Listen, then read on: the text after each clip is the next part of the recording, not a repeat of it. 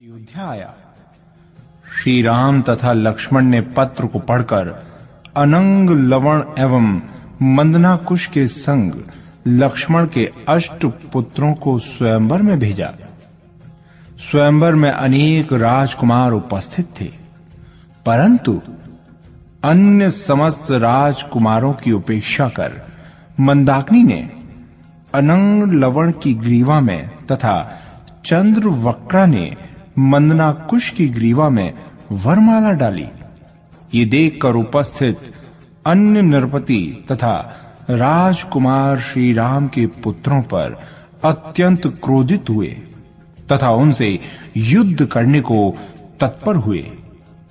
तब लक्ष्मण के 8 पुत्रों ने उन सब को समझा बुझाकर शांत किया और कहा, इन राजकुमारियों ने हमारे ताऊ के पुत्रों जो हमारे भ्राता हैं उनकी ग्रीवा में वरमाला डाली है।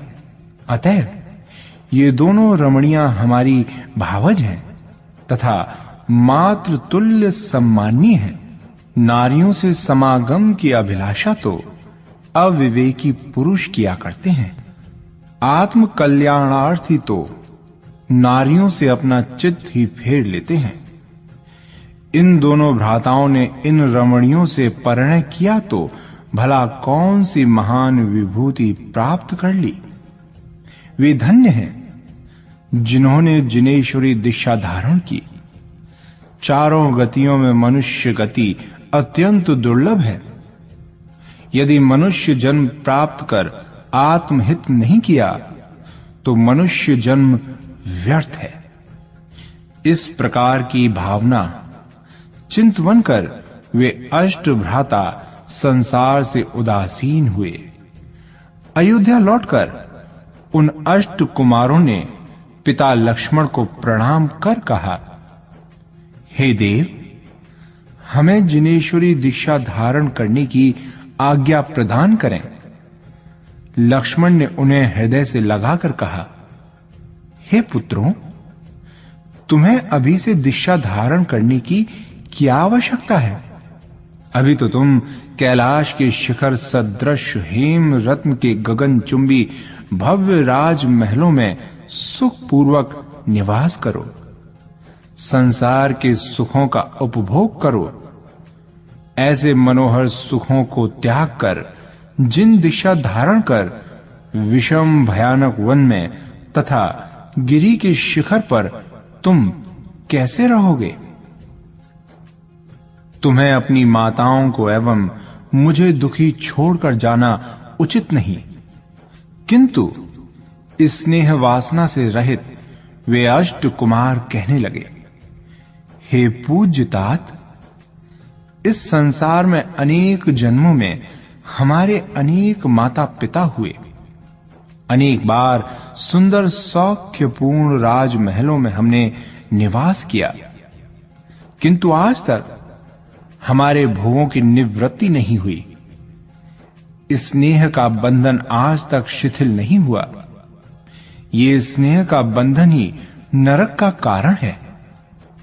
अज्ञानी ही इसमें सुख मानते हैं। आप ज्ञानवान होकर हमें अंधकूप में ना गिराएं। निदान वे 8 भ्राता, माता पिता तथा समस्त परिवार से स्नेह का बंधन त्याग कर उस राजमहल रूपी बंदी गृह से मुक्त हो गए। उनका अहोभाग्य जो उनमें ऐसी वैराग्य बुद्धि उत्पन्न हुई।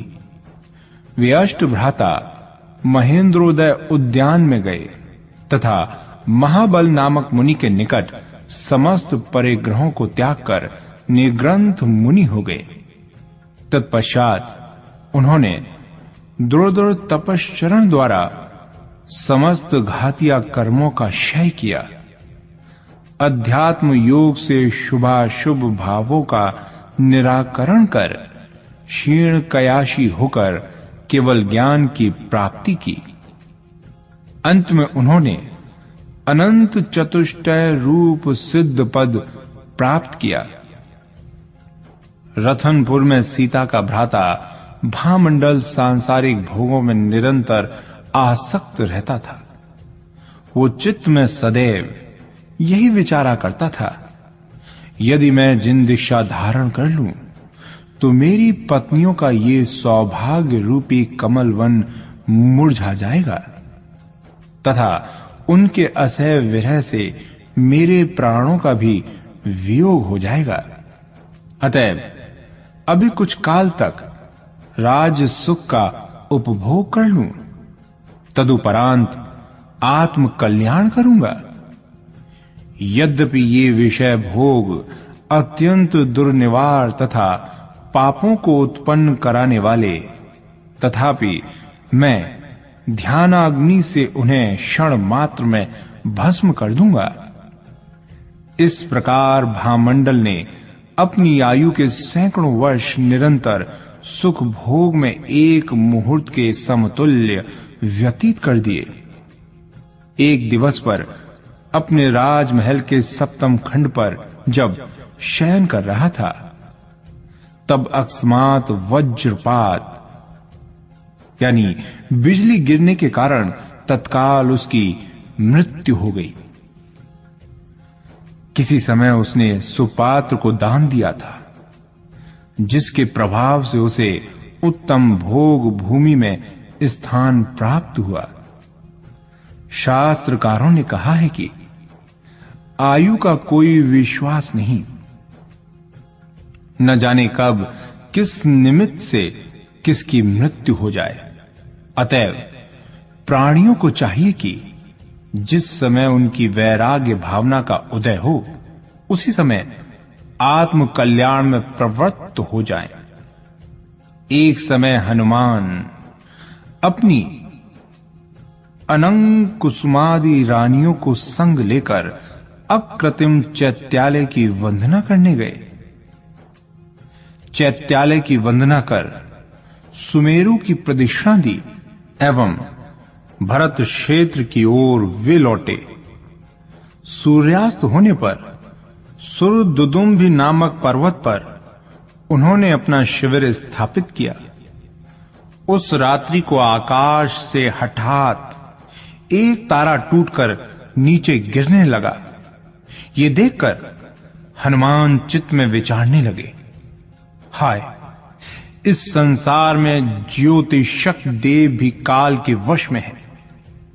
संसार में ऐसा कोई भी नहीं है जो काल के कराल ग्रास से त्राण यानी बच पाता हो। ये मोह का ही प्रभाव है कि अनंत काल तक दुख भोगता हुआ ये जीव चतुर्गति में भ्रमण करता रहता है। रागादिक के वशीभूत होने के कारण वो वीत राग भावों को नहीं समझ पाता। इस प्रकार हनुमान के चित्त में वैराग्य भावना उत्पन्न हुई, जिससे उसका मोह पटल हट गया। उसी क्षण उसने दृढ़ निश्चय किया कि अब तक जिनवर जिस मार्ग का अनुसरण कर सिद्ध पद को पधारे हैं, मैं भी उसी मार्ग पर चलूंगा। रात्रि व्यतीत हुई, प्रभात हुआ। संसार के भोगों से विरक्त हनुमान मंत्रियों से कहने लगे कि पूर्व काल में जिस प्रकार भरत चक्रवर्ती तपोवन गए थे, उसी प्रकार मैं भी यथाशीघ्र तपोवन जाऊंगा। ऐसा कहकर तत्काल हनुमान सपरिवार मंत्रियों सहित अपने नगर में आए। हनुमान को संसार से विरक्त देखकर मंत्रियों ने अत्यंत विनय पूर्वक कहा, हे नाथ, हम आपके आश्रित हैं, हमें अनाथ न करो। हनुमान ने कहा, यद्यपि आप मेरे आज्ञाकारी हो, तथापि आप अनर्थ के कारण भी हो, मेरे हित के कारण नहीं। भला जो संसार रूपी समुद्र को उत्तीर्ण करना चाहता हो, उसे आप पुनः उसे समुद्र में डुबाना चाहते हो, तब आप कैसे हितु हो। निश्चय ही अपने ऐसे कार्य द्वारा आप मेरे शत्रु प्रमाणित होंगे, मित्र नहीं। इस संसार में प्राणी मोह के वशीभूत होकर जन्म जरा मरण के महादुख भोगता हुआ चतुर्गति में भ्रमण करता है और अत्यंत भयानक दुख उठाता है। मैं इस संसार वारिधि का उल्लंघन कर जन्म जरा मृत्यु रहित परम पद को प्राप्त करना चाहता हूं। हनुमान की रानियां अत्यंत खेद खिन्न होकर रुदन करती हुई उनके चरणों पर गिर पड़ी। हनुमान ने उन्हें संसार का प्रकट स्वरूप बताकर उन्हें धैर्य बधाया। तत्पश्चात ज्येष्ठ पुत्र को राज्य प्रदान कर तथा अन्य समग्र को यथोचित विभूति सौंपकर उन्होंने अपने राजमहल से प्रस्थान किया। नगर के निकट चैत्य वन में जाकर वहां विराजमान चारण मुनियों को प्रणाम कर उनसे परम कल्याणकारी जिन दीक्षा धारण की। उनके संग विद्युत गति आदि 7.5 दशक नृपति शुद्ध चित्त होकर योगिंद्र हुए। हनुमान तथा विद्युत गति आदि समस्त नृपतियों की रानियां भी संसार से उदास होकर बंधुमती आरिका के निकट आरिका हुई। महामुनि हनुमान वन तथा पर्वतों के शिखर पर 13 प्रकार के चारित्र का पालन कर अत्यंत दुर्धर तपश्चरण कर तुड़िंगगिरी के शिखर से निर्वाण पधारे। श्री राम तथा लक्ष्मण परस्पर स्नेह पूर्वक सुख से राज्य करते थे।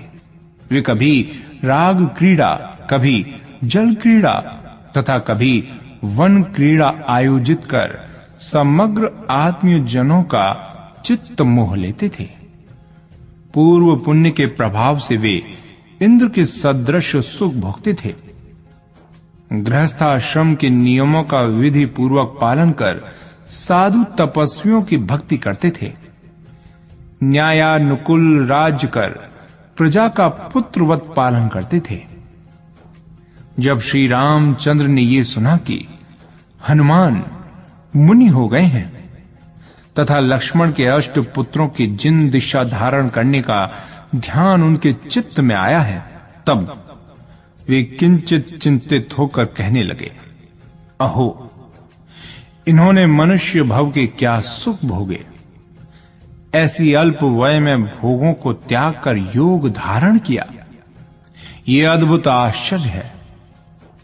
यद्यपि श्री राम सम्यक दृष्टि तथा चरम शरीरी थे, तथापि मोह के प्राबल्य के कारण सामान्य मनुष्यों की भांति संसार के सुख भोगों में तल्लीन थे। एक समय स्वर्गलोक में राजसभा में अनेक देवों के मध्य विराजमान सौधर्म इंद्र धर्म का व्याख्यान कर रहा था। उसने कहा, हे देवगण, तुम्हें अपने अर्जित भाव रूप पुण्य सदैव भक्ति युक्त होकर श्री अरिहंत देव को समर्पित करना चाहिए, क्योंकि अरहंत भगवान ही समस्त दोष रूपी महावन को भस्म करने के लिए दावानल के सदृश हैं। इंद्र, धरणेन्द्र, चक्रवर्ती आदि सदैव उनकी भक्ति पूर्वक स्तुति करते हैं। संसार में मनुष्य भव अत्यंत दुर्लभ है। मनुष्य भव प्राप्त करके भी जो अज्ञानी वीतराग सर्वज्ञ को भूले हुए हैं, उनके मनुष्य जन्म को धिक्कार है। ऐसी वो घड़ी कब आएगी जब मैं मनुष्य भव प्राप्त कर विषय रूपी बैरियों पर विजय प्राप्त कर अविनाशी पद का अधिकारी बनूंगा। इंद्र का व्याख्यान श्रवण कर एक देव ने कहा, हे देवेंद्र, यहां स्वर्ग में तो अपनी यही मनोभावना रहती है, परंतु मानव काया प्राप्त कर समस्त संकल्प विस्मृत हो जाता है। देखिए, पश्चिम स्वर्ग के ब्रह्मेंद्र ने जो मनुष्य जन्म में श्री रामचंद्र हुए हैं, उनमें वैराग्य भावना किंचित मात्र भी नहीं है। जब वे स्वर्ग में इंद्र अवस्था में थे, तब उनकी भावना ऐसी ही थी जैसी कि वर्तमान में हमारी रही हो। उनका लक्ष्मण से प्रबल अनुराग है।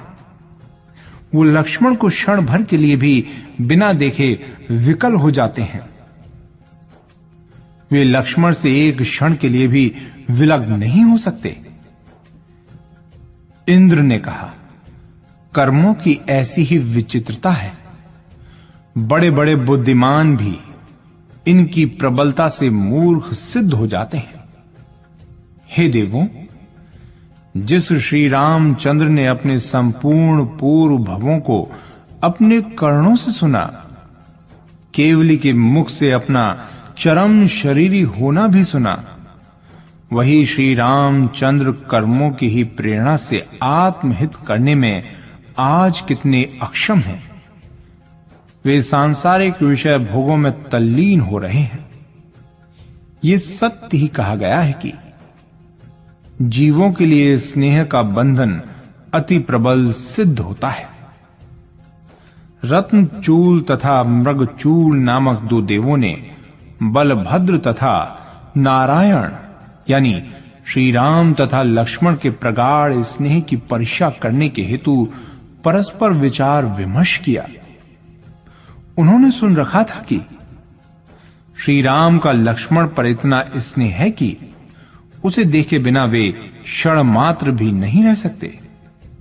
अब देखें कि श्री राम के देहावसान यानी मरण का समाचार सुनकर लक्ष्मण की क्या दशा होती है। इस प्रकार की योजना बनाकर वे दोनों कौतूहल प्रियदेव अयोध्या आए। उन्होंने अंतपुर में प्रवेश कर श्री राम के राजमहल में विक्रिया रिद्धि द्वारा समस्त रानियों का एक स्वर में करुणाजनक रुदन का शब्द करवाया। रुदन का शब्द सुनकर समस्त मंत्री, सामंत, पुरोहित और द्वारपाल लक्ष्मण के निकट आए और नतमस्तक होकर उन्हें श्री राम के निधन का समाचार कहा।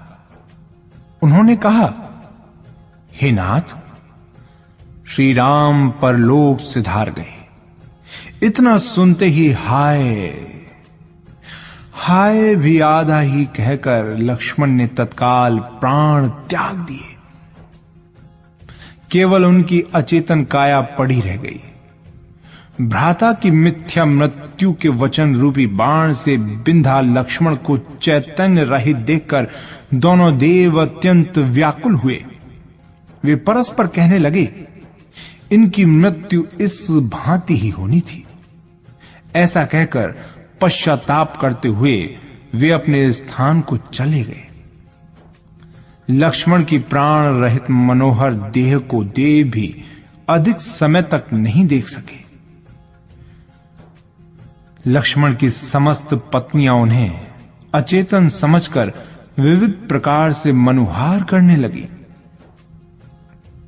उनके अंग का आलिंगन कर वे कहने लगी, हे देव, उठो, हम पर प्रसन्न हो।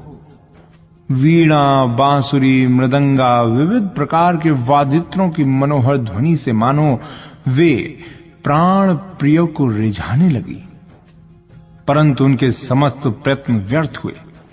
तब वे रानियां संशय युक्त होकर रुदन करने लगी, हाय, क्षण मात्र में ये क्या हो गया।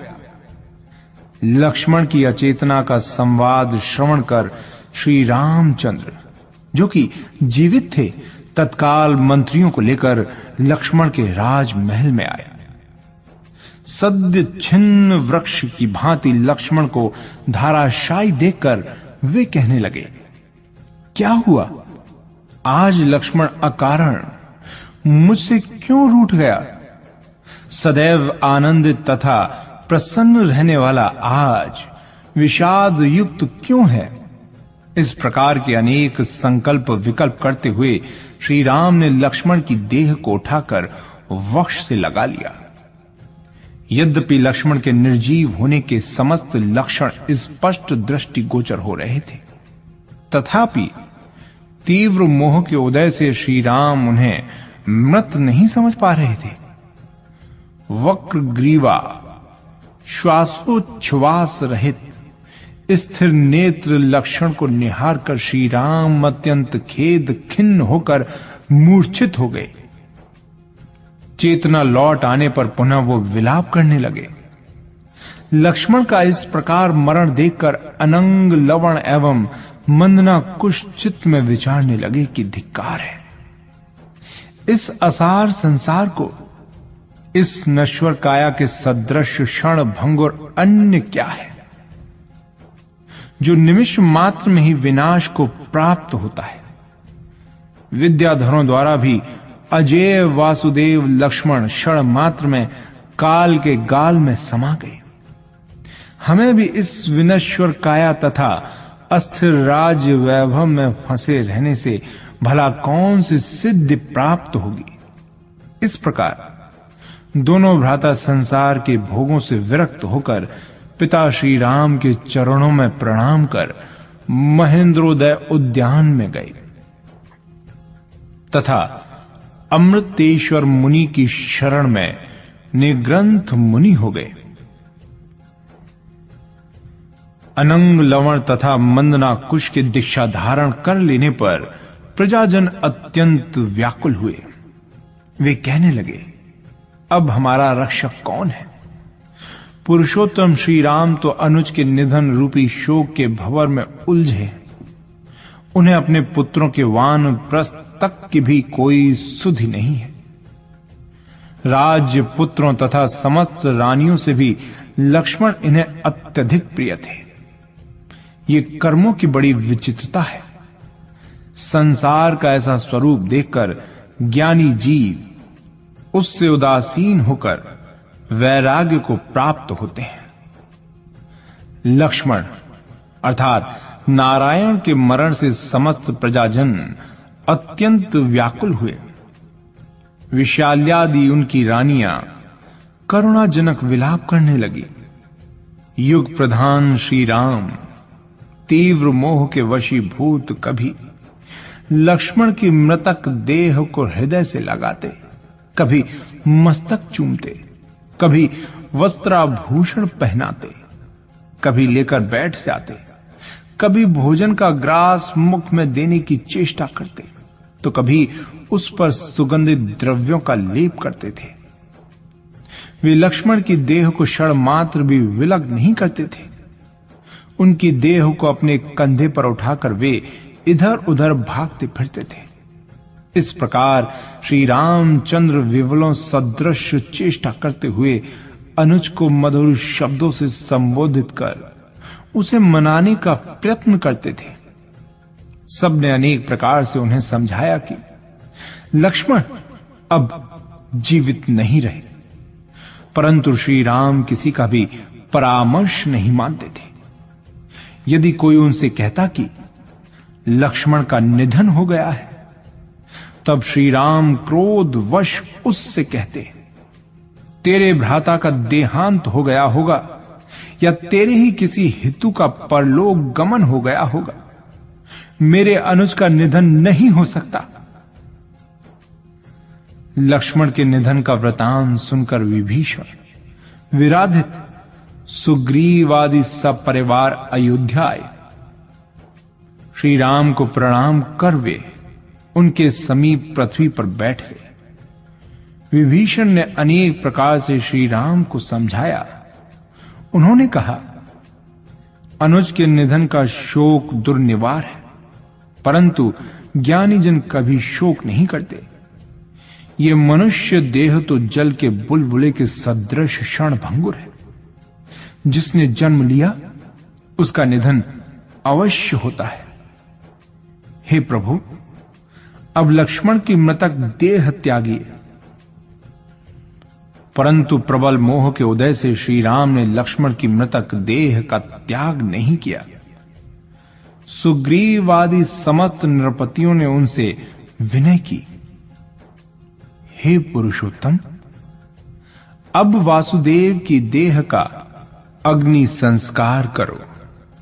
ये वचन श्री राम को अत्यंत अप्रियकर प्रतीत हुआ। क्रोध पूर्वक उन्होंने कहा, तुम अपने भ्राता, माता पिता, पुत्र पौत्र आदि समस्त कुटुंबी जनों का अग्नि संस्कार करो। मेरे अनुज का अग्नि संस्कार क्यों हो? मेरे अनुज का क्यों निधन हो? उठो लक्ष्मण, उठो। इन दुष्टों के संपर्क से पृथक होकर किसी अन्य स्थान को चले। ये कहकर अनुज की देह को कंधे पर उठाकर श्री राम ने वन की ओर प्रस्थान किया। समस्त मित्र नृपति गण भी उनका अनुगमन करने लगे। शनि शनि लक्ष्मण के निधन, उनके शोक में श्री राम के विह्वल होने तथा अनंग लवण एवं मंदना कुश के मुनि दीक्षा ग्रहण करने का समाचार सर्वत्र फैल गया, जिससे शत्रुओं का उत्साह वर्धन हुआ।